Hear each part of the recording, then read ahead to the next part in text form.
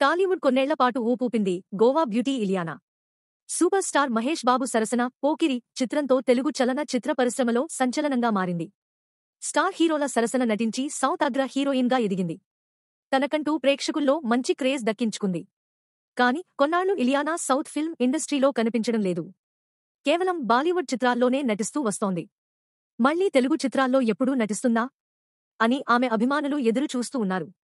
ఇదిలా ఉంటే ఇలియానా తాజాగా తన కొడుకు గురించి ఓ ఆసక్తికరమైన పోస్ట్ పెట్టి వార్తల్లో నిలిచింది. ఇలియానాకు గుర్తింపు తెచ్చిన చిత్రాలివే. తెలుగు చలన చిత్ర పరిశ్రమకు ఇలియానాను వైవీఎస్ చౌదరి పరిచయం చేశారు.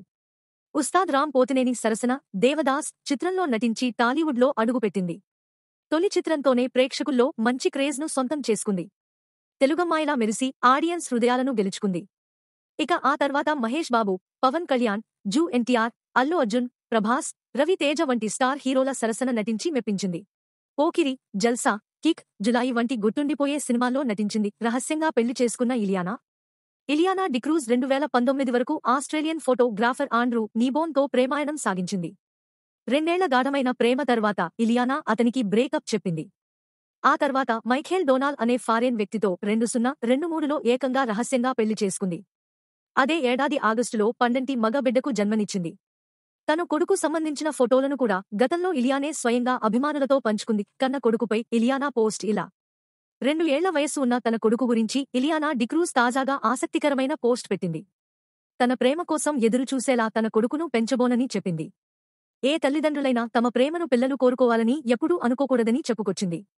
వారిని అన్ని రకాలుగా తీర్చిదిద్దితే సరిపోతుందని, అలాగే ఎప్పుడూ వారి ప్రేమ అందుతూనే ఉందని తెలియజేసేందుకు వారిని ఆరోగ్యంగా, ఆర్థికంగా, దయకలిగిన పిల్లలుగా పెంచి పోషించాలని చెప్పుకొచ్చింది.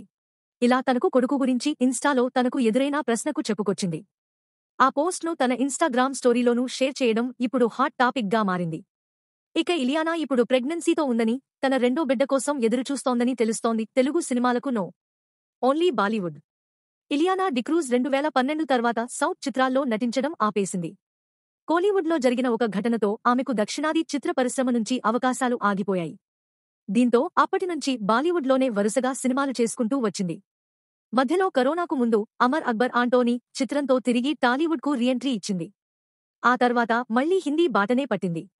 చివరిగా హిందీలో దో ఔర్ దో ప్యార్ చిత్రంలో నటించి ప్రేక్షకులను అలరించింది. టాలీవుడ్లోని అగ్ర హీరోల సరసన నటించి తెలుగు ప్రేక్షకుల మెప్పు పొందింది హీరోయిన్ ఇలియానా. అయితే ఈ హీరోయిన్ తల్లిదండ్రుల గురించి, అలాగే ఆమె తన పిల్లలను ఎలా పెంచాలనుకుంటున్నారో గురించి తాజాగా పంచుకుంది. మీ అభిప్రాయాలను కామెంట్స్లో తెలియజేయండి. మరిన్ని తాజా వార్తల కోసం మా ఛానల్ను సబ్స్క్రైబ్ చేయండి.